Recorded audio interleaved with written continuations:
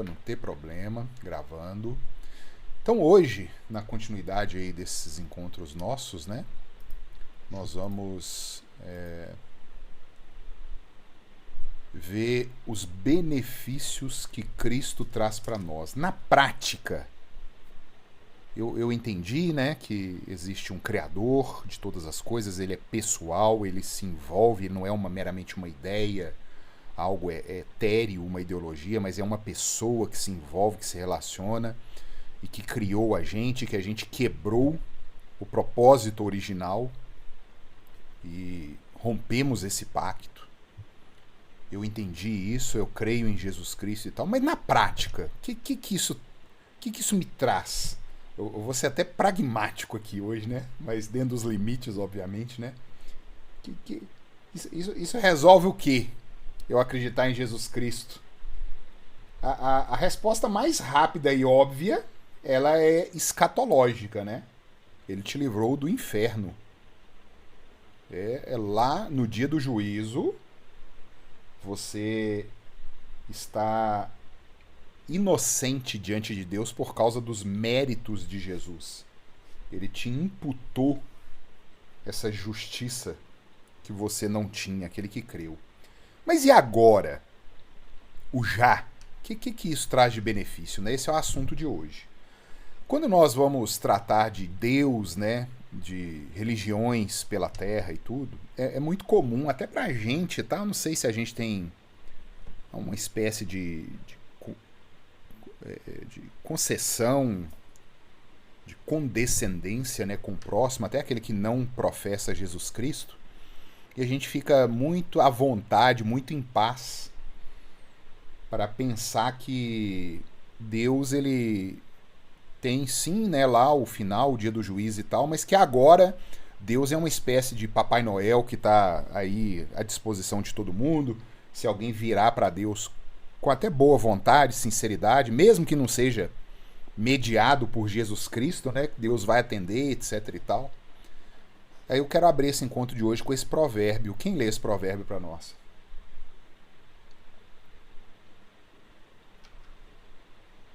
Qualquer um pode abrir o microfone e ler, viu? O que não obedece à lei, até a sua oração será abominável. Muito obrigado, seu Cléber. Olha como esse provérbio ele é direto, não tem o que interpretar. O que não obedece à lei, tá falando é a lei de Deus, né? Até a sua oração é abominável diante de Deus. Quem obedece à lei, queridos? Ninguém. Cristo veio para isso. Paulo comenta em Romanos 3, né, que a lei de Deus foi dada para a gente para que toda boca se cale e todo mundo seja culpado diante de Deus. Ninguém obedece a Deus. Esse é o cerne. Quando a gente fala de obediência, eu creio que até aqui, aí mais da metade dos nossos encontros já correu, né? O entendimento não existe uma gradação. Como eu sempre defendo isso, até o Fabian lembrou outro dia isso, né? Não existe um Enem celestial. Eu tenho que fazer tantos por cento dos pontos lá, né? A nota de corte para eu ser aceito diante de Deus, mas se eu não fizer direitinho, eu vou ser reprovado. Não. Deus, ele tem um pacto de perfeição com a criatura dele. E acabou. A oração de uma pessoa que não obedece à lei é abominável diante de Deus. Então qualquer um aqui que orar diante de Deus, você é uma abominação diante dele. E para isso a Escritura nos deu solução. A mediação. Existe uma mediação. E essa mediação é necessária, como nós vimos no encontro passado, né? Algo acontecer em nós. E esse algo é o novo nascimento. É necessário ser nascido do alto. A única maneira das nossas orações serem aceitas diante do Senhor, e esse é o primeiro benefício prático que eu trago aqui, né, da morte de Jesus Cristo e a fé que ele mesmo nos dá, é que as nossas orações passam a ser aceitas. Aquilo que não era. Ah, pastor, mas como que é isso, né? Pessoas aí que não professam Jesus Cristo e que oram e que são atendidas. Rapaz, atender oração, Satanás atende oração. O presidente pode atender determinado tipo de oração. Uma pessoa que tenha dinheiro pode atender algum tipo de oração. Então, Deuteronômio 13 diz que sinais, maravilhas e prodígios aconteceriam, mas se quem fez aquele sinal, né, o profeta, o sonhador que falou do sinal, do prodígio, da maravilha, disser para seguir outra lei, era para a gente não ir atrás do sinal, porque era Deus que estava nos provando para ver se a gente ama a Deus ou se a gente ama o sinal. Olha isso, leiam Deuteronômio 13, depois vem na minha mente aqui. O texto é muito claro. Se algum profeta, sonhador, prognosticador, e não é nem se, aí eu mudando o texto, né? Quando. Porque se tem aquela possibilidade que pode acontecer e não pode acontecer.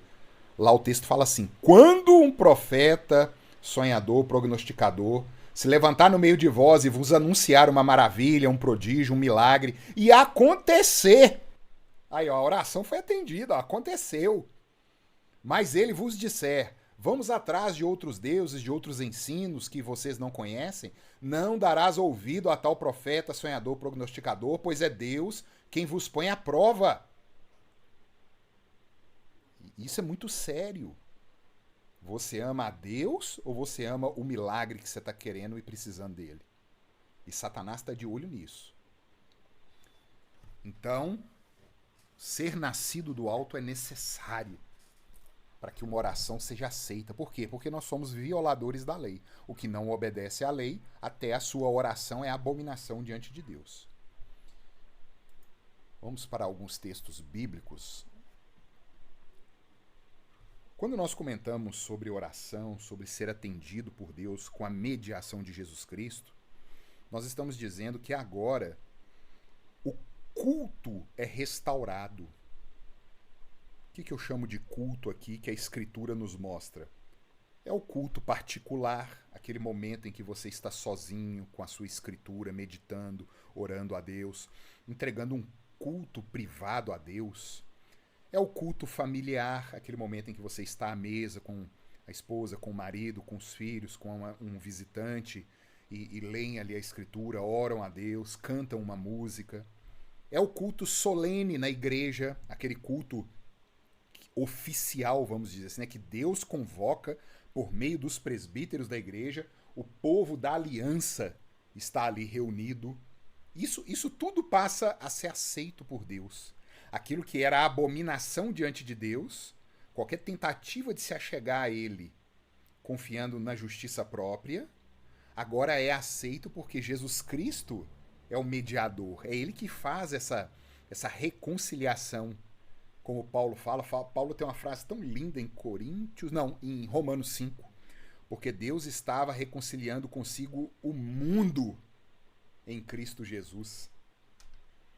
E na medida que as igrejas, né, ali com a morte e a ressurreição de Cristo, eram anunciadas no tempo, né, do pós-evangelhos, né, Paulo ele ia escrevendo cartas às igrejas.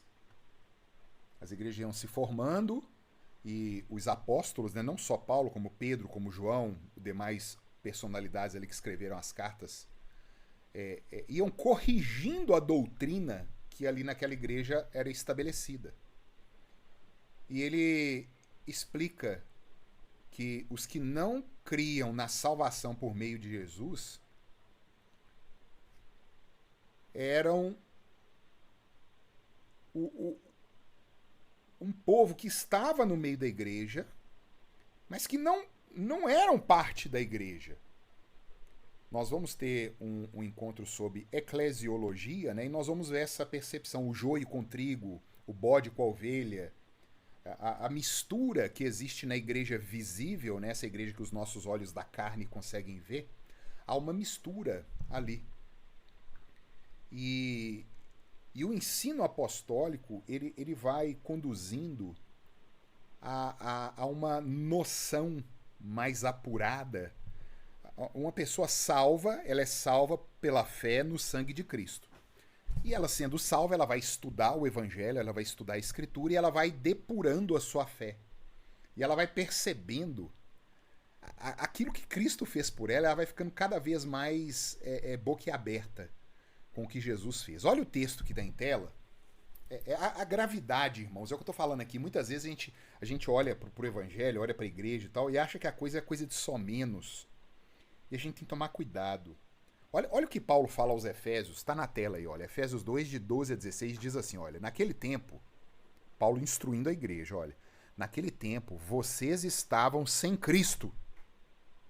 Olha só. Até aí, beleza, né? Realmente, eu não acreditava em Jesus, eu estava sem Cristo. Tanto que a mudança é eu acreditar em Jesus. Aí ele continua. Separados da comunidade de Israel. Aí ele explicou lá nos Gálatas, né, em Romanos também, que Israel é aquele que acreditou como Abraão acreditou. Não é do sangue de Abraão. Mas realmente eu estava separado do Israel espiritual, né?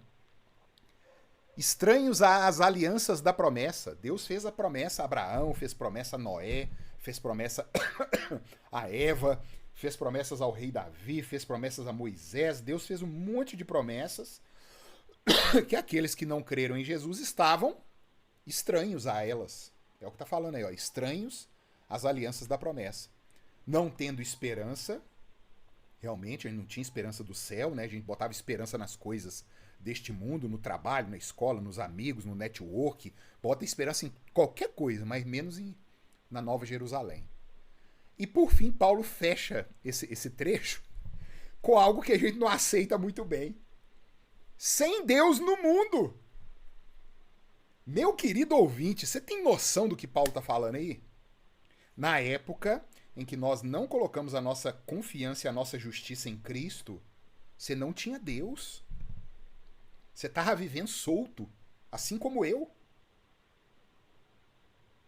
Isso me dói até um pouco o coração. Eu sempre me lembro do meu pai. Meu pai era um homem muito religioso, assim.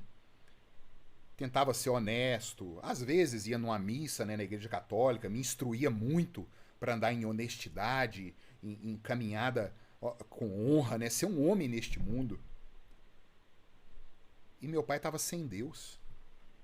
Não é porque ele era meu pai que ele estava com Deus. Tem gente que pensa assim, eu sou crente e crente contamina, né, como se fosse um vírus, né?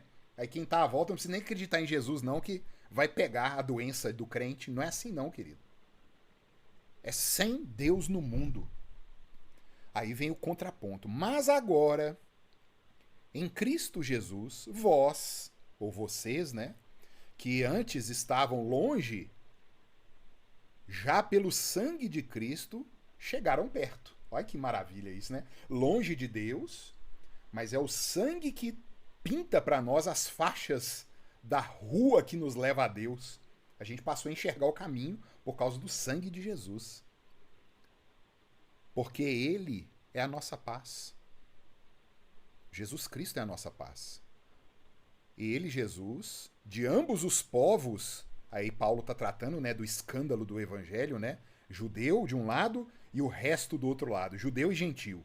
Judeu, o povo escolhido, como eles defendem, né? E o resto do mundo, a gentalha, os gentios.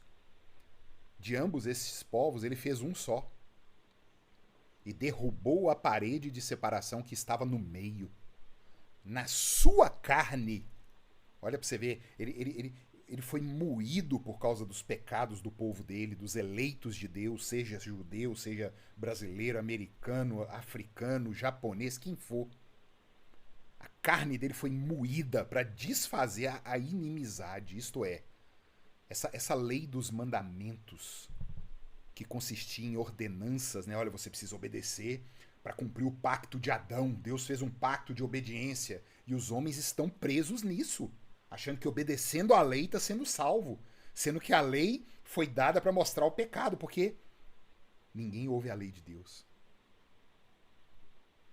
E Cristo para criar em si mesmo, dos dois povos, um novo homem, fazendo a paz e pela cruz reconciliar ambos com Deus em um corpo. Olha, judeus e o resto, em Cristo Jesus, são reconciliados com Deus.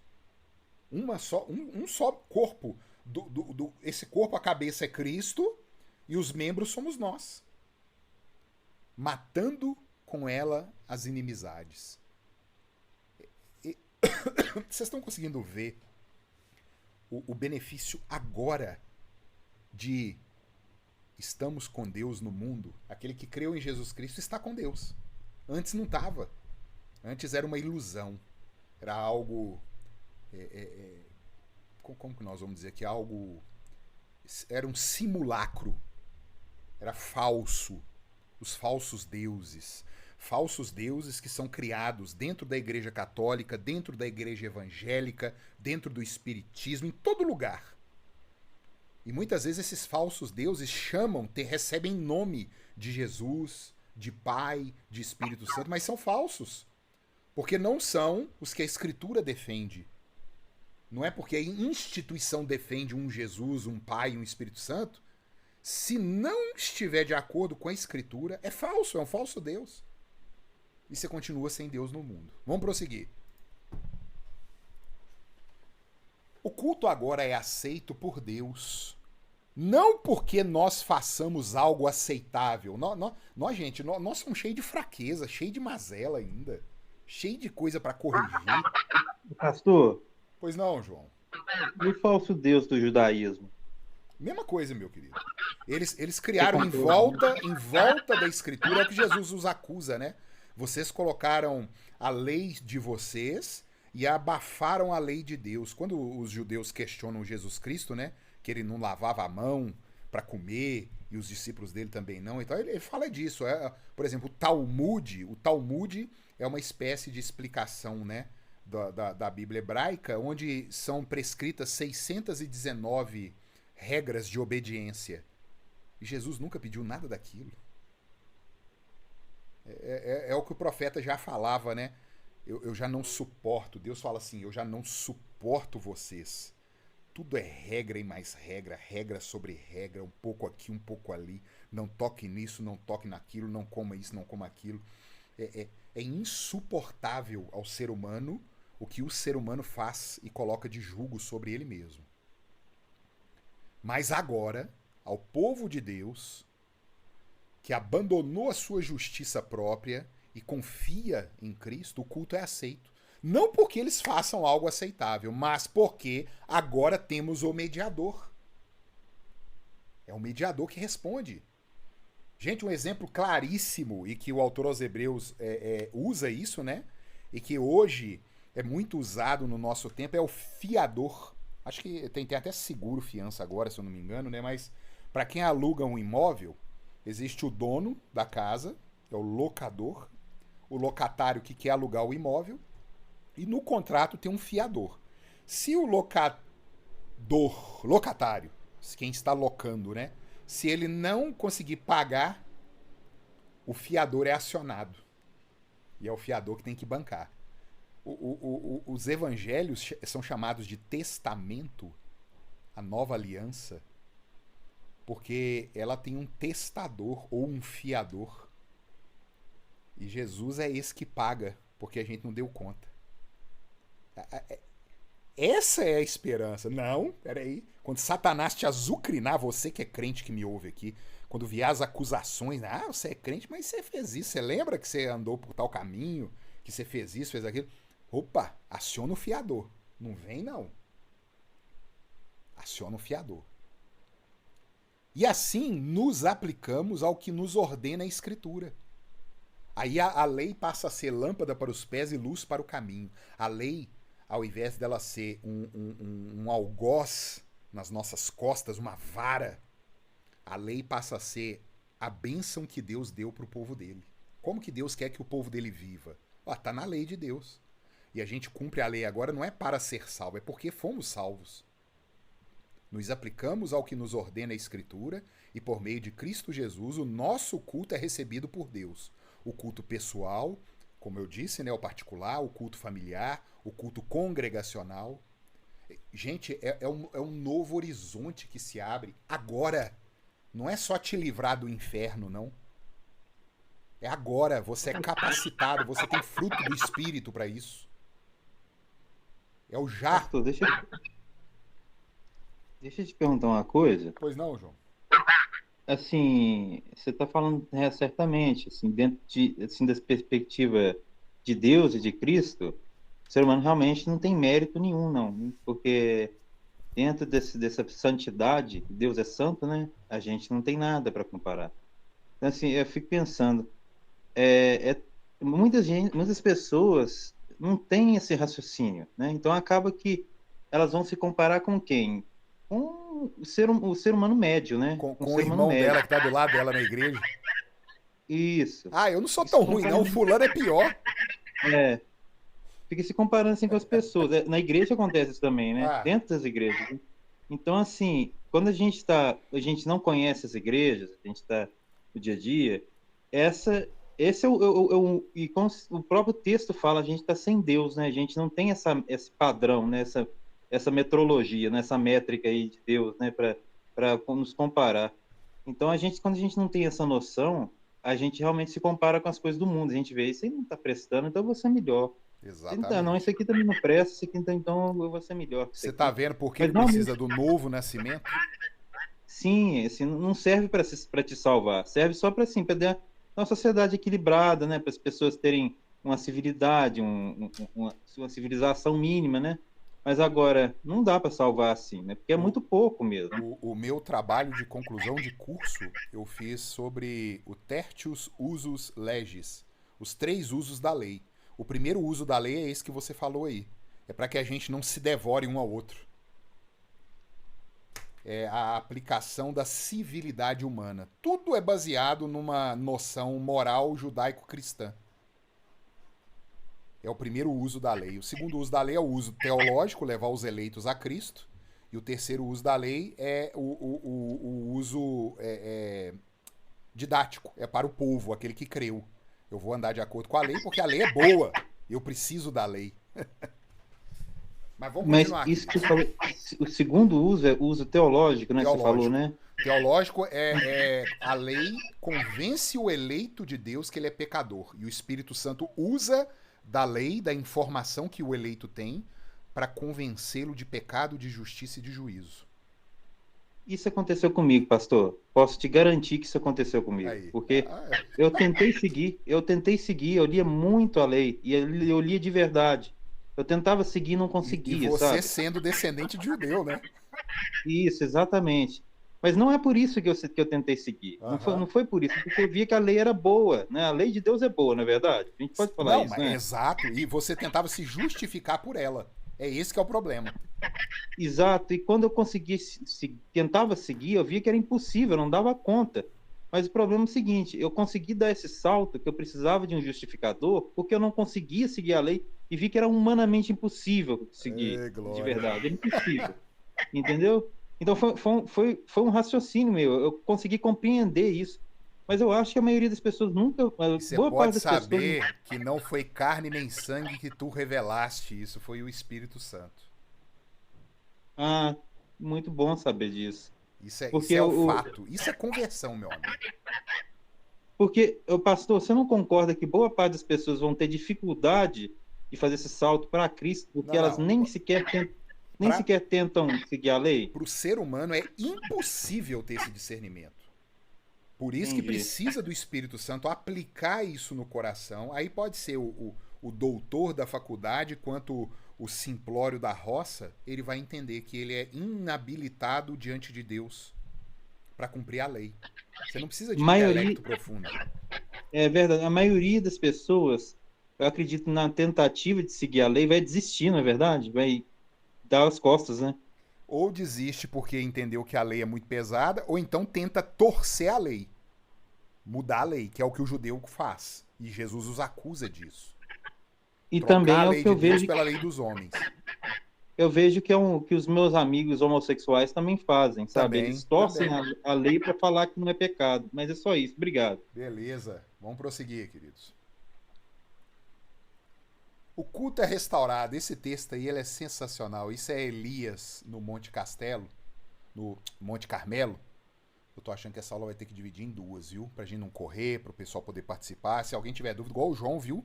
Pode. Eu peço que levantem a mão, aí eu termino o raciocínio e passo a palavra. Mas podem interromper, viu? Isso é bom. Essa troca de experiências, de dúvida, de conhecimento, isso é muito bom. Eu fico assim, o que o João narrou pra nós aí, queridos, isso é conversão. É se ver incapaz diante de Deus e clamar um justificador. É isso. Acabou. Elias está diante de 850 profetas. 450 de Baal, 400 profetas de Aserá, que era o deus de Jezabel. E o homem sozinho, gente. Vocês imaginam. E aí Elias já estava por aqui com aquele povo, né? Ele chama o povo. Até quando, né? Cocheareis entre dois pensamentos. E Elias, ele é muito direto. Ele vira pro povo no Monte Carmelo e fala assim, olha, se Javé, né? É Deus, vamos seguir Javé. Agora, se Baal é Deus, segue Baal.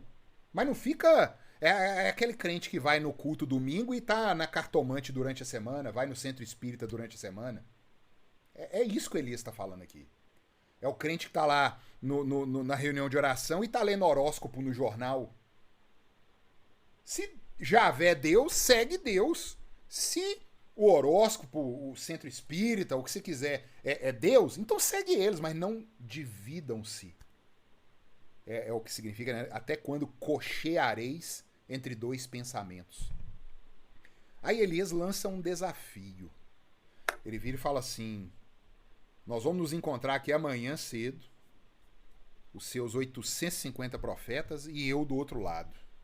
Nós vamos fazer 2 altares. Nós vamos pegar as pedras, nós vamos pegar a madeira para a fogueira do holocausto, vamos matar o boi, botar os pedaços em cima da madeira. Só que não é para pôr fogo. Cada um vai clamar o seu Deus. Os 850 falsos profetas de Jezabel e Acabe vai orar pro Deus deles, e o Deus deles vai ter que mandar fogo.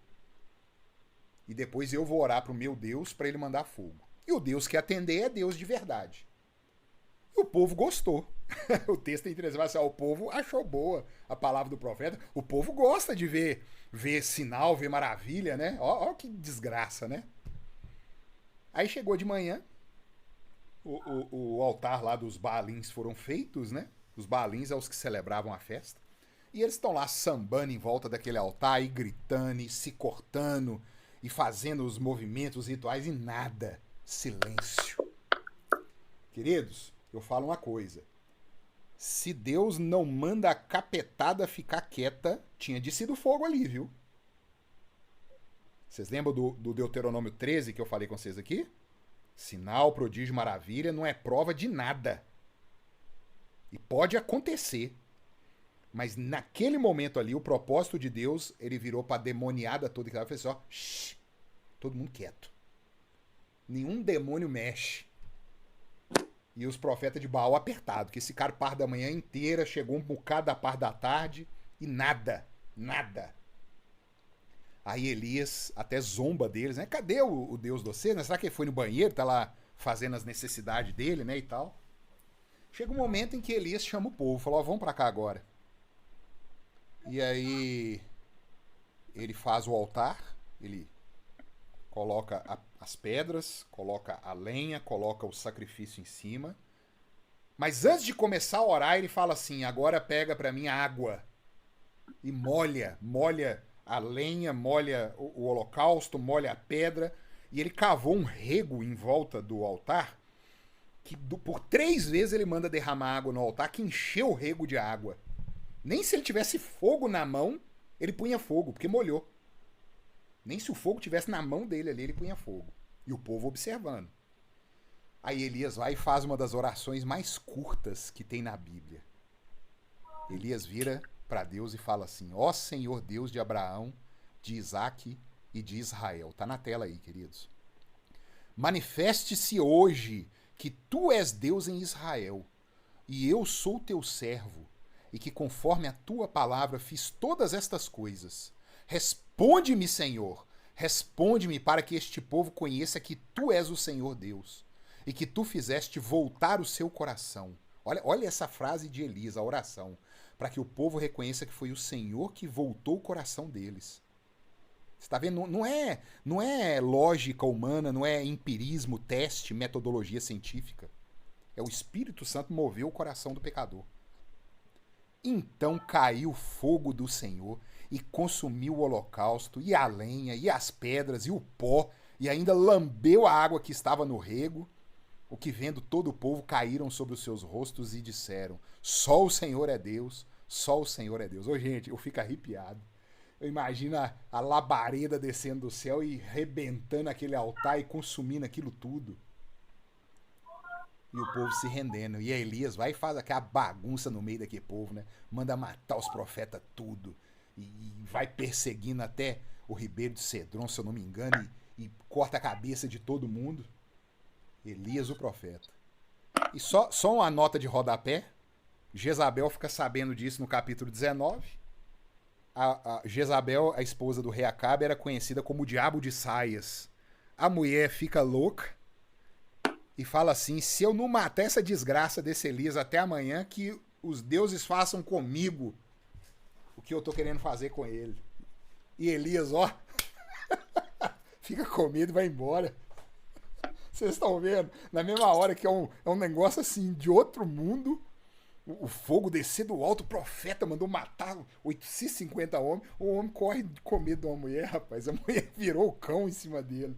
Mas é isso, querido. Vocês estão vendo? É um profeta que é comedor de feijão como nós, mas que o seu culto era aceito por Deus. E a primeira coisa, quando ele chega pro povo, é restaurar o altar, é restaurar o culto.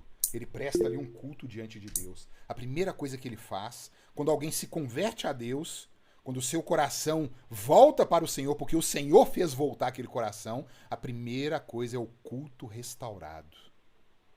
É a obediência. É se juntar com a igreja, são as orações, são a pregação da palavra pela liderança, é a leitura bíblica, são os hinos cantados na igreja, é o culto restaurado. É a primeira coisa que acontece. Quem levantou a mão? Ellen, deve ser o Fábio ou Ellen, por favor. Boa noite, pastor. Boa noite, irmãos. Boa noite. Pastor, a palavra de Deus fala por que Elias ficou com medo dela? Porque ele é homem igual a mim e você. Socorro, eu acho que eu também teria medo, mas no Deus que a gente confia, acabou, né? minha filha. Não É não bate no peito e joga pedra nesses pica-fumo aqui da escritura, não, porque a gente faz a mesma coisa. Pois é, a gente faz isso até hoje, né? E Paulo fala: aquele que pensa estar de pé, cuide que não caia. É, para tomar cuidado para não cair. Exato. É interessante, viu? Quando você vê um irmão em pecado, um irmão que caiu em adultério, um irmão que roubou, um irmão que cometeu um pecado, muitas vezes a gente chega no salto alto, como se estivesse em cima da carne seca. Ah, que eu vou julgar. Ah, meu querido, fique esperto, porque você faz a mesma coisa. Ou pior. Ou pior, exatamente. Então Elias fugiu da mulher, que ele é homem. Homem igual nós. Vamos pra frente. Quem lê pra nós aí? Apocalipse 19, 9 e 10. Há outro homem aí, ó. João. Igual Elias, igual a gente. Olha a lambança. Quem lê pra nós? E disse-me. Opa, tá meio claro aqui, só um minutinho, pastor, agora vai. Tranquilo, Luísa. E disse-me, escreve, bem-aventurados aqueles que são chamados à ceia das bodas do Cordeiro. E disse-me, estas são as verdadeiras palavras de Deus. E eu lancei-me a seus pés para o adorar. Mas ele disse-me, olha, não faças tal. Sou teu conservo e de teus irmãos que têm o testemunho de Jesus. Adora a Deus, porque o testemunho de Jesus é o espírito de profecia. Queridos, esse é um anjo que apareceu para João. João preso em Pátimos. João velho de estrada, um apóstolo velho de guerra. Já tinha escrito o evangelho, certamente já tinha escrito suas cartas às igrejas. Um homem que viu Jesus, o discípulo amado, que amparou Maria. Jesus vira para João: João, tá aí sua mãe, cuida dela. Maria, tá aí seu filho. Jesus morrendo na cruz. João viu o homem ressurreto. E esse homem me inventa de enjoelhar diante de um anjo, gente. Chega a ser cômico um negócio desse. Colocando o anjo me parece que o anjo fica tão sem jeito que o anjo, não faz isso não, João. Não tem nada com isso aí, não. Isso é rolo seu. Adora a Deus. Tipo assim, o anjo parece que fica constrangido. Olha isso. João sabia de toda a verdade que ele tinha um relacionamento com Deus por meio de Jesus Cristo. e João me prostra diante de uma criatura. Vocês estão vendo como a gente falou agora? É por que Elias surgiu? Ah, mas João, ó, você vê João joelhando e adorando um anjo e tal. A gente pode fazer a mesma coisa. O nosso culto foi restaurado por Cristo. A nossa esperança foi renovada nele. Mas muitas vezes nós estamos nos prostrando aos deuses desse século, ao trabalho. Você acha que é seu trabalho que te sustenta, que te dá esperança. A academia é o seu estudo. Ah, foi meu estudo que me deu estudo, que me trouxe até aqui. Você se prostra diante das psicologias desse mundo. Ah, eu sou crente, eu vou na igreja, mas eu tô acreditando aí na terapia tal, A, B, C. São milhares de escolas psicológicas que existem hoje, uma se contradizendo à outra, e o povo tá botando esperança nisso. Ao nosso anjo aí que nós estamos prostrando, igual o João fez. Vocês estão vendo que a Bíblia é mais atual do que nunca? Aí eu chamo aqui a todos que me ouvem, qual que é o anjo que você tem se prostrado? Diante de que anjo? Sabendo que eu não estou falando de anjo. Eu estou falando aonde você tem colocado a sua esperança. Cristo é o restaurador, é o mediador, é o que reconciliou o mundo. O que nós estamos fazendo com isso agora? Como eu disse, não é só para salvar do inferno, não é para agora. É o já. Vamos continuar. Confissão de fé. Isso aqui é uma maravilha, né? Ela resume para nós a história bíblica toda amparada, toda bem alicerçada, fundamentada. Capítulo 21, artigo 6º. Agora, não é lá no futuro, quando eu morrer, é agora. Sob o evangelho, nem a oração, nem qualquer outro ato de culto religioso é restrito a um certo lugar. A gente até viu isso domingo agora, né? Aonde que adora? É em Gerizim? É em Jerusalém? Ô, mulher, já chegou o tempo já que nem em Gerizim, nem em Jerusalém, porque Deus procura os seus adoradores que o adorem em espírito e em verdade. Juntando aqui com o texto que a gente leu aí de Apocalipse, Deus está procurando os adoradores que se prostrem e confiem diante dele. Não é diante dos recursos que são produzidos nessa terra, diante de outras criaturas. Isso é cultuar a Deus em espírito e em verdade. Então o ato religioso ele não é restrito a um certo lugar, nem se torna mais aceito por causa do lugar em que se ofereça ou para o qual se dirija. Ah, não, eu tenho que ir no monte para eu orar. Porque se eu não orar no monte, a minha oração não chega lá no céu. Vocês estão vendo que é absurdo esse tipo de pensamento? Ah, não, eu não vou lá na igreja tal não, porque é uma igreja muito pobrinha, é pequena. Eu vou na catedral lá do Rio de Janeiro, na Presbiteriana, que é uma igreja grande, que tem... Não interessa. Talvez você seria mais abençoado na igreja pobre e humilde, que não alimentaria esse ídolo que você tem no coração, esse anjo ao qual você está se prostrando. E nem se torna mais aceito também, como foi falado, né? Mas, continuando, Deus deve ser adorado em todo lugar, em espírito e verdade. Tanto em famílias diariamente, e em secreto ao culto, né, familiar, o culto particular, estando cada um sozinho, como também e mais solenemente em assembleias públicas. É o que nós fazemos na Solos Cristos todo domingo. É uma assembleia pública que está acontecendo ali. Qualquer um é chamado a participar, a conhecer Deus, a se converter e crer. Que não devem ser descuidosas, nem voluntariamente desprezadas, nem abandonadas. Sempre que Deus, pela sua providência, proporciona a ocasião. O crente ele vai querer se ajuntar com o corpo de Cristo. Ponto final. O que passa disso é do diabo. Continuando. Quem lê para nós? Vai lá, Luiz. Luiz assim. Ah, o William abriu? Você vai ler, William? Posso ler sim, pastor. Por favor, meu irmão.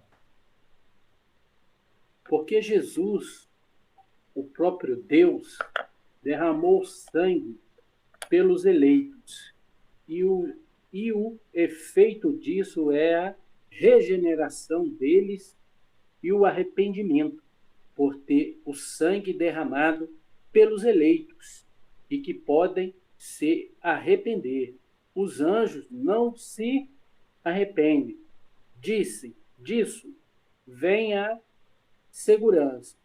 São justificados, adotados e imediatamente santificados, começando assim uma carreira proposta por Deus. Essa santificação progride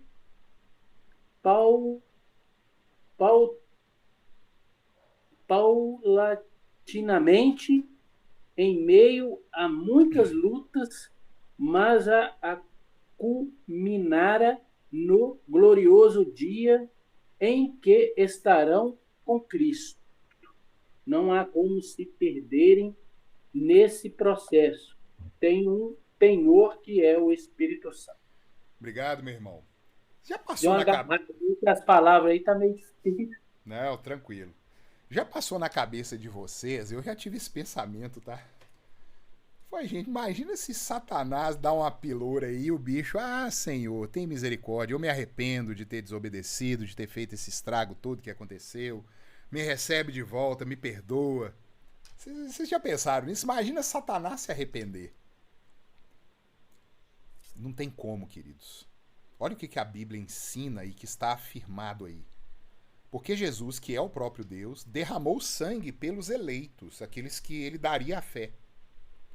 E o efeito de ter sangue derramado, então vamos aqui, ó, causa-efeito. Qual que é a causa? Derramamento de sangue. Qual é o efeito?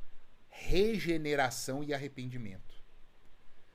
Infelizmente, a massa humana e muitas igrejas evangélicas nesse meio, elas mudam a ordem, assim como nos tempos de Cristo.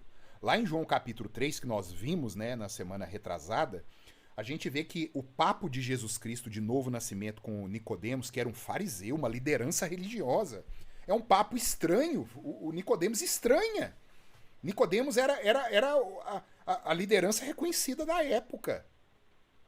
E Jesus vem com uma conversa que transtornava o entendimento religioso da época. Quando a gente prega as doutrinas da graça, quando a gente prega a Bíblia hoje, a fé reformada, isso causa estranheza aos ouvidos, inclusive dos evangélicos. Porque tem uma liderança hoje que coloca fardos sobre as costas dos evangélicos. E qual que é esse fardo? Olha, você precisa se arrepender, você precisa obedecer a Deus para você ser salvo. Isso é antibíblico, isso é heresia. Jesus tem o seu povo pelo qual ele morreu, e esse povo vai se arrepender com a pregação da palavra. Por quê? Porque teve sangue derramado. Há expiação, existe expiação para eles. Aqueles por quem Cristo não morreu, nunca vão se achegar a Cristo. Eles não têm. E eles fazem isso porque eles querem, viu? O problema é esse. Ninguém chega diante de Deus e vira e fala assim, ah, Deus, eu não consigo me arrepender porque o seu filho não derramou sangue por mim, me ajuda. Isso é impossível. Ele é inimigo de Deus porque ele quer. É da natureza dele. E por isso que Satanás não pode se arrepender, porque Jesus morreu foi por homens. Como não existe sangue derramado para anjos, não tem como um anjo vir à fé e ao arrependimento. É o que o autor aos Hebreus diz. O autor aos Hebreus fala assim, é evidente que Jesus não acode ou não socorre anjos, mas ele socorre a descendência de Abraão. Aqueles que creem. Olha que maravilha isso, né? Ele não morreu pelo mundo, não. Ele morreu pela descendência de Abraão. São verdades que até muitos que estão aqui nessa aula podem estranhar. Falar, será que é isso mesmo que esse pastor maluco aí tá falando? Que Jesus não morreu pelo mundo? Que conversa que é essa? Que conversa que é essa, meu querido? Vamos continuar aqui que você vai ver. Quem lê para nós? Minha oração não é por este mundo, mas por aquele que me deste, pois eles pertencem a ti. Quem que falou isso, William? Jesus Cristo. Jesus Cristo. Enquanto a liderança, os Nicodemos deste mundo, né, a liderança religiosa deste mundo evangélico, dizem assim: não, Jesus morreu pelo mundo, ele está clamando que o mundo se arrependa. O próprio Jesus registra na palavra dele: a minha oração não é por este mundo, mas por aquele que o Senhor me deu, né, que me deste, pois eles pertencem a ti. Vocês estão vendo que existe um abismo na pregação do evangelho que a gente vê hoje na televisão, nas redes sociais, da maioria das igrejas, com que aquilo que a Escritura defende? Existe um abismo. E é só a gente ter olhos. Aqui eu não estou apelando nem à fé, não. Eu estou apelando ao discernimento, à lógica. Eu estou apelando aqui ao contexto literário. O que Jesus falou aí? Que ele não morreu pelo mundo, mas por aqueles que Deus deu para ele. Ponto final. Levantou a mão aqui, foi o João. João, por favor. Isso acontece porque os pastores eles não leem a Bíblia, não conhecem a Bíblia, não estudam teologia direito, ou porque eu também já vi muitos crentes assim no dia a dia, né? Não sei se é essa palavra certa, pessoas evangélicas, né? Que seguem uma igreja evangélica, que no dia a dia você vê, elas seguem muito mais o senso comum das igrejas e do mundo, né? Do que qualquer coisa que a Bíblia diz. Teve até uma moça uma vez da Igreja Batista com quem eu discuti, eu falei que, assim, novamente, eu falo muito disso, né? Porque não é porque eu sou, né? Mas é porque está muito cheio no mundo. Falei do texto de Levítico que fala que o homossexualismo é um pecado, né? Isso. Aí ela falou a respeito de Levítico, assim, ela falou disso de Levítico. Eu não sigo leis dos homens. Eita. Uma moça batista. Então, o que é isso aí? O que é essa desinformação, essa ignorância tão grande? Isso é o que eu vi num comentário aí, numa rede social qualquer aí, sobre o seriado The Chosen, e eu enfaticamente não recomendo ninguém que assista. Uma pessoa virou num comentário e falou assim: desse Jesus aí eu gosto, do Jesus da Bíblia não. É o Jesus que a cultura produz. Você lembra que há 15 minutos atrás eu falei que os falsos deuses inclusive recebem nome de Pai, de Jesus Cristo, de Espírito Santo? É isso. Você corroborou só a fala que eu disse há 15 minutos atrás. É exatamente isso aí que você comentou. É a produção da cultura. E a igreja dita evangélica está abraçando isso e trazendo isso para dentro. A quantidade, eu já te passo a palavra, velho, e Ellen também, a quantidade de celebração de Páscoa com encenação de crucificação de Jesus Cristo, imagem de Jesus Cristo, a quantidade de coisa que eu vi em igreja evangélica e na IPB. Gente, eu sou um pastor da Igreja Presbiteriana do Brasil. E eu estou aqui chorando, falando a IPB celebrando esse tipo de coisa. E isso vai dar problema no próximo Supremo Concílio e nós vamos arrebentar com esse negócio lá. Porque é tomar os rumos do mundo. É exatamente isso. Eu não sei quem que levantou a mão primeiro, se foi o velho ou se foi a Ellen, então eu vou dar a palavra ao velho, que ele é ancião aqui. E fique de pé diante das cãs brancas, aqueles que se achegam, né, os jovens. Você falou aí sobre as redes sociais. Eu sou radicalmente contra a introdução de qualquer mensagem de rede social na igreja. Porque a rede social só faz trazer o mundo para a igreja. Infelizmente, até na nossa igreja isso está acontecendo. Exatamente, velho. Então, um troço terrível. As mensagens encaminhadas pela rede social, elas podem ser honestas, sinceras, mas falsas. E a quantidade de vozes Sim. que a gente tem visto. Eu compartilhei lá no grupo da sede, né, da Pampulha, para ir até para outros irmãos, né, que não estão ali na Solos Cristos, uma mensagem. A inteligência artificial, ela chegou no nível que agora eles estão usando para dar golpe. E vale essa palavra do seu Zé Domingos nisso. Eles estão fazendo chamadas, né, de vídeo. Eles primeiro clonam o celular da pessoa, aí faz uma chamada de vídeo para alguém conhecido e aparece lá, por causa da inteligência artificial, aparece o rosto daquele conhecido da pessoa. Deu até entrevista lá uma mãe e uma filha, né? A filha teve o celular clonado e quem clonou ligou para a mãe e colocou o rosto da filha e ela conversando. Mãe, tô precisando de um dinheiro aqui, eu acho que R$ 600, gente, R$ 600. Não é nenhum absurdo, não. Se a pessoa ligasse e pedisse 50 mil, aí você... Não, R$ 600.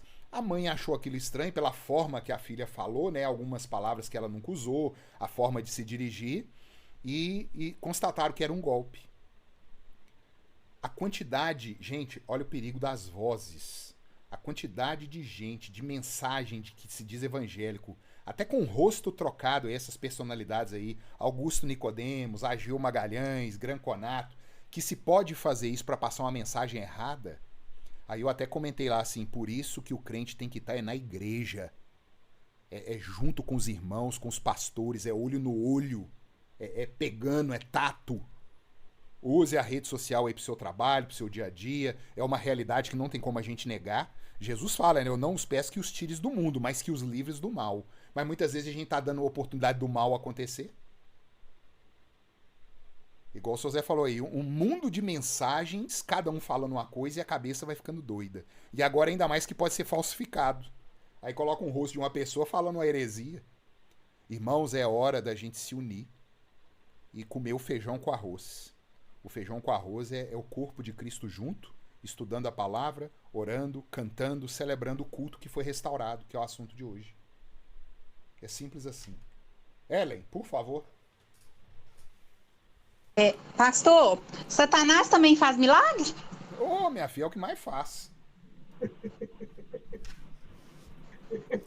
Será dado um momento, será dado poder. O Apocalipse fala que terá um momento em que será dado um poder ao diabo para ele dar fôlego de vida a uma estátua.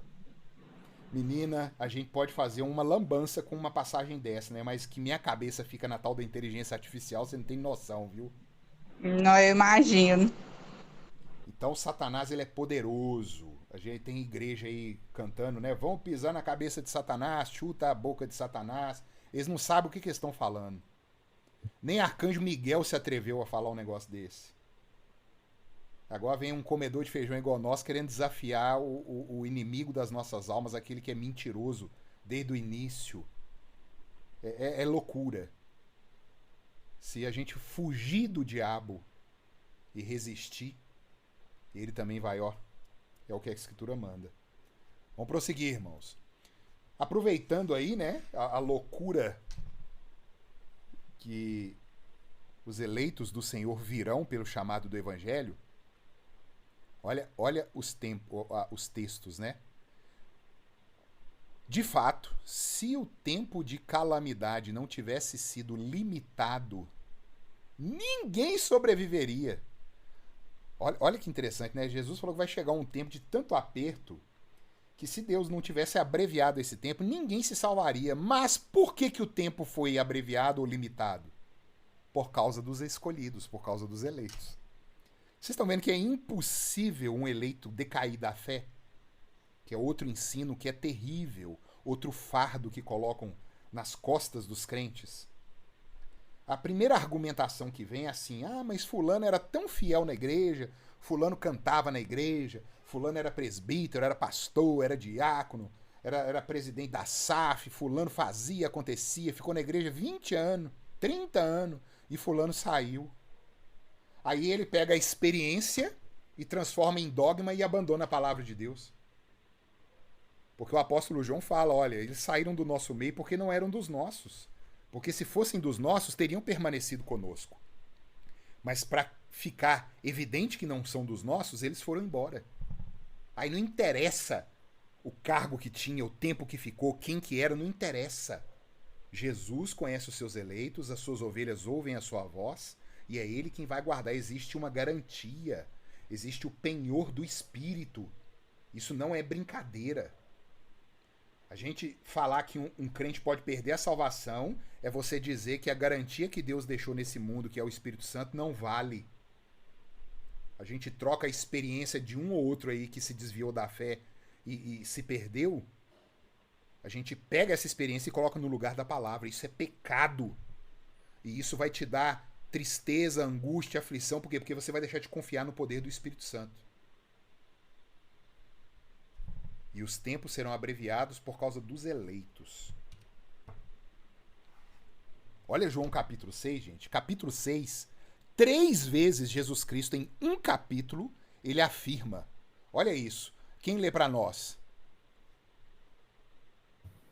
Jesus respondeu: Eu sou o pão da vida. Quem vem a mim nunca mais terá fome. Quem crê em mim nunca mais terá sede. Mas vocês não creram em mim, embora me tenham visto. Contudo, aqueles que o Pai me dá virão a mim, e eu jamais os rejeitarei.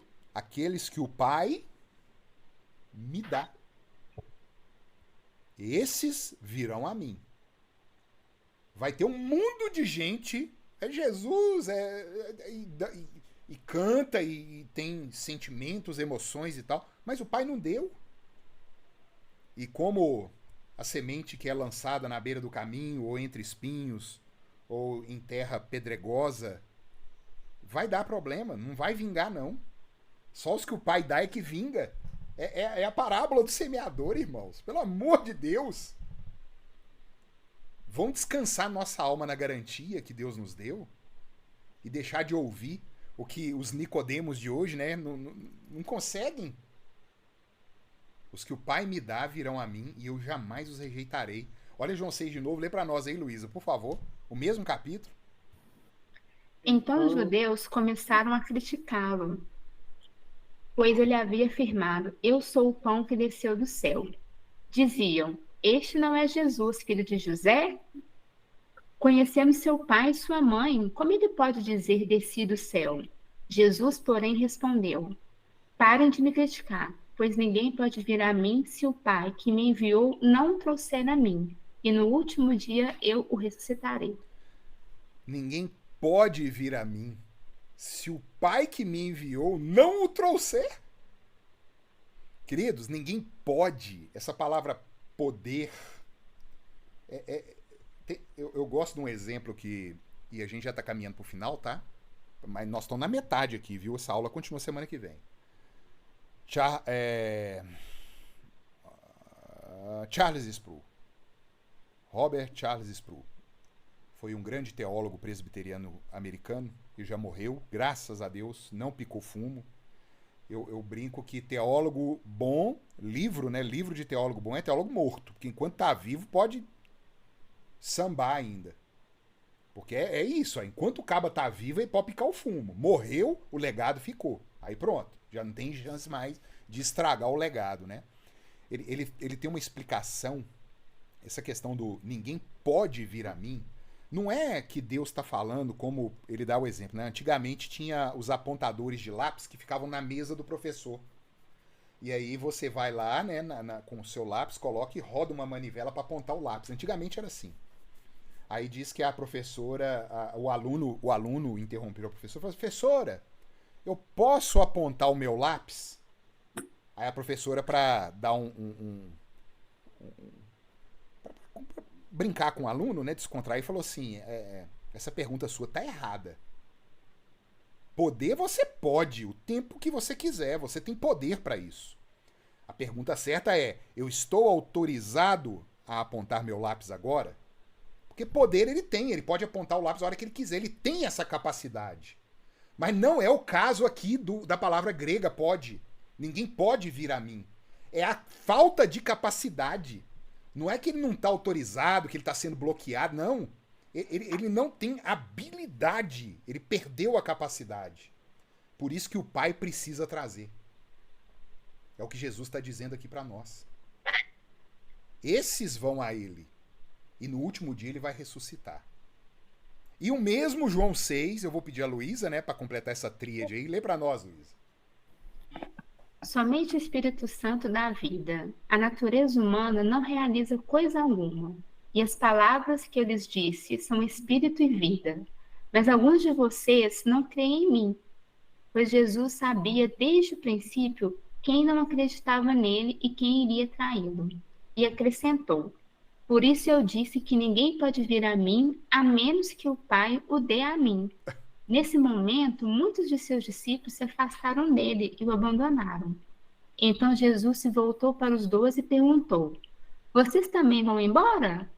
Simão Pedro respondeu: Senhor, para quem iremos? O Senhor tem as palavras da vida eterna. Nós cremos e sabemos que o Senhor é o Santo de Deus. Obrigado, Luiz. Eu já te passo a palavra, William. Queridos, olha isso. Esse é o evangelho. Hoje nós vemos uma corrupção do evangelho. Por exemplo, nós estamos lá com o trabalho da congregação. Muitos aqui do grupo estão lá com a gente, firme. Nós estamos no meio de um roçado. Nós estamos no meio do mato da floresta amazônica com um machado na mão e abrindo picada. É o trabalho que nós estamos fazendo ali. Santa Amélia, Jardim Leblon, Santa Mônica, Copacabana, Jardim Atlântico. Nós estamos abrindo um trabalho de fé reformada ali. Nós estamos ali indo aonde a fé reformada ainda não chegou naquele bairro. Eu podia muito bem encher a igreja de estratégias, de pragmatismo. O que nós vamos fazer para encher a igreja? Há um desejo legítimo do coração de que irmãos venham à fé, venham congregar conosco, fiquem ali conosco, tragam crianças, que a igreja seja pujante. Isso é legítimo, irmãos. Mas a forma que vai ser alcançada pode ser perigosa. E Jesus está nessa situação aqui, ó. Ele vai apertando, olha, nós vimos ele falando que ninguém pode ir a ele se o Pai não trouxer. E de novo ele fala no meio do capítulo 6, e no final do capítulo 6 ele repete a terceira vez, e o texto fala assim, passo a palavra daqui a pouquinho pro João e pro William. Pro William e pro João, né? E o texto fala assim, neste momento, quer dizer, Jesus pregando o evangelho de que os homens estão perdidos e que é Deus quem salva aqueles quem ele quer, é dito assim, nesse momento, muitos dos seus discípulos, os diáconos da igreja indo embora aí, Jesus. Os presbíteros indo embora. O dízimo da igreja caindo, Jesus. Não pode falar, não. Tá espantando o povo. Abandonaram. Tá lá, olha. Neste momento, muitos dos discípulos se afastaram e o abandonaram. Fala, que loucura que esse homem tá falando aí. É algo absurdo que Jesus está pregando. Então Jesus vira para os 12, o grupinho dos apóstolos. Jesus olha para eles assim, no bom mineirês, né? Vocês querem ir embora também? Racha fora.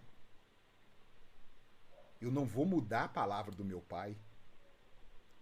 Aí Pedro, né? Ô Senhor, para onde que nós iremos? Jesus não está preocupado com o número de gente seguindo ele, não. O povo está indo embora e ele aperta mais a ponto de virar para os 12 apóstolos. Olha, se vocês querem ir embora também, vai. É simples assim, irmãos. E que Deus nos abençoe ali na Solos Cristos e que seja assim. Que o evangelho seja pregado. O evangelho de que o homem é incapaz de se voltar a Deus, que Deus tem eleitos neste mundo que a gente não sabe quem são e que nós precisamos pregar para todos, a despeito do que a gente ache da pessoa. Pregue o evangelho. Eu vou passar a palavra para o William e depois para o João. William. E, pastor, interessante, né, que nesta última hora que estamos vivendo, nós precisamos estar definidos.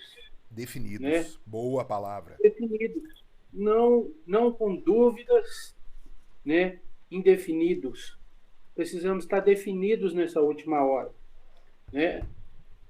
Só voltando aí, é que a Ellen tinha falado se o demônio também ele tem poder para fazer milagres, não é isso que ela tinha falado? Isso. Porque depois o senhor continuou, não deu para parar. Uhum. Aí eu lembrei aqui, né, que você poderia também depois até citar, sobre Saul. Saul, ele não, me parece que eu não consegui achar aqui, me parece que ele consultava os mortos para ele ter uma resposta lá, não é isso? 1 Samuel 12, se eu não me engano. Eu só lembro dessa passagem? Lembro. Exatamente. E acho que o inimigo falava com eles lá, não é isso? Olha que gravidade esse caso de Saul. Saul era rei. Olha a representatividade que ele tinha diante do povo. E ele vai atrás da pitonisa da cidade de Endor. Tá em 1 Samuel 28. Eu consultei aqui. 1 Samuel 28. Saul faz uma lambança toda. Chega um momento que ao invés dele se arrepender, ao invés dele se voltar para Deus, pedir perdão, aceitar que Deus rasgou o reino dele, falar, você não é mais rei, Saul, acabou. Deus perde a paciência até com Samuel, viu? O homem santo é o tal de Samuel. Deus vira para Samuel chorando e orando quando Deus falou, né, que Saul não ia ser mais rei. Deus vira para Samuel e fala assim: Samuel, até quando que você vai ficar desse jeito aí por causa de Saul? Tipo, você tá se achando mais real do que eu? Deus chama a atenção de Samuel, fala pra parar com isso. Pare de dar show. Não tem chance mais para Saul. Aí Saul vai atrás de uma pitonisa para consultar os mortos. E eu creio ali que um demônio subiu ali e fez as vezes de Samuel ali, viu? Tem muito debate nisso aí, não é o assunto agora. Tem muito debate. Uns acham que é Samuel, outros... Né? Eu creio que é um demônio que levantou ali da terra e confundiu ainda mais Saul. João, por favor. Eu queria fazer desculpa, um comentário. É que você havia... a gente estava nesse texto de João, né? Anteriormente, na parte que você mostrou. No slide anterior, você havia esse dito que... Esse aí. Isso, que as pessoas... elas, é como se elas não pudessem, né? Se voltar para Deus, né? Voltar para Cristo, né? E é porque elas não querem mesmo, né? Elas abraçaram o erro e têm incapacidade de olhar para o alto de novo. O Deus delas é o ventre. Elas têm um Deus. São elas mesmas. Elas mesmas, isso. Então, pastor, assim, eu durante toda a minha vida, as pessoas nunca entenderam por que eu tinha uma depressão tão forte. Isso aí meio que resume, sabe, pastor? Porque para tudo quanto é lado, eu via só isso, sabe? Não que eu tô falando que eu sou especial ou qualquer coisa do tipo, mas nos meios que eu andava, eu via absolutamente só isso. Eu nunca vi nada diferente disso, sabe? Então, você tem uma aspiração por algo, assim, vamos falar, de Deus dentro de você, você tem um sentimento que você quer algo melhor, superior, e ao mesmo tempo você vê só esse tipo de coisa no mundo, você sente assim, gente, eu não vou aguentar, sabe? Isso aqui tá muito pesado, sabe? Esse clima... O mundo tá fica muito insuportável, né? Insuportável. E pior, não é só insuportável de raiva, de revolta. Sim. É de tristeza, sabe? É de tristeza. Fica uma atmosfera, assim, obscura, sombria demais. O mundo fica um lugar, assim, triste, pesado, sabe? Muito pesado, assim. Parece que virou um mundo de chumbo, sabe? Uma coisa muito, muito, muito, muito, assim, quase que fúnebre, sabe? E essas pessoas estão indo para a morte mesmo, entendeu? Você resumiu a existência, meu cara. A minha vida, o pastor, tava... Eu me sentia que eu tinha sido convidado para essa vida para ver um velório, sabe? Um velório do começo ao fim, entendeu? Então era muito triste eu viver e perceber isso. Desculpa se parece loucura isso que eu tô falando, sabe? Mas é um sentimento muito forte que eu tinha. Mas é loucura mesmo. Paulo fala que o evangelho é loucura. E vou te falar uma coisa, assim, então, depois de eu conhecer mais sobre essa questão da mediação de Cristo, eu comecei a me sentir melhor, sabe? Aos poucos melhorar, entendeu? É o próprio Deus, cara, que veio. O que nós precisamos mais, bicho? É um troço assim, maravilhoso demais. É verdade. Entendeu? Quando você se sente sozinho no mundo, tendo que batalhar baseado em obras, você se sente massacrado mesmo, sabe? É insuportável. Mas quando você vê que tem um mediador, a sua esperança meio que acende de volta, sabe? Amém. Só isso, obrigado. Amém. Boa noite. Glória a Deus. Queridos, 9:12, já vou terminar aqui, tem mais 10 slides. Semana que vem nós continuamos, porque isso aqui é uma aula fundamental, queridos. O que João testemunhou para nós aqui agora é a aula de hoje. O nosso culto é restaurado. E quando eu tô falando de culto aqui, o culto lá da igreja, com a gente junto, né, os irmãos lá cantando, orando, escutando a pregação, é uma pequena parte disso. O culto da vida foi restaurado. Você agora está diante do Criador do mundo, que é favorável a você, porque o seu inscrito de dívida foi pago. É sobre isso o nosso encontro de hoje. Semana que vem nós continuamos e concluímos, fechamos essa aula. Que Deus abençoe a cada um e um ótimo restante de semana. E todos convidados aí, viu? 9h da manhã, reunião de oração lá na Solos Cristos. E amanhã, estudo bíblico nos Salmos. Nós estamos estudando Salmos. Amanhã é o Salmo 14, a palhinha, né? Salmo 14 falando Que Pastor. não há um justo nenhum sequer. Eita. Mirka?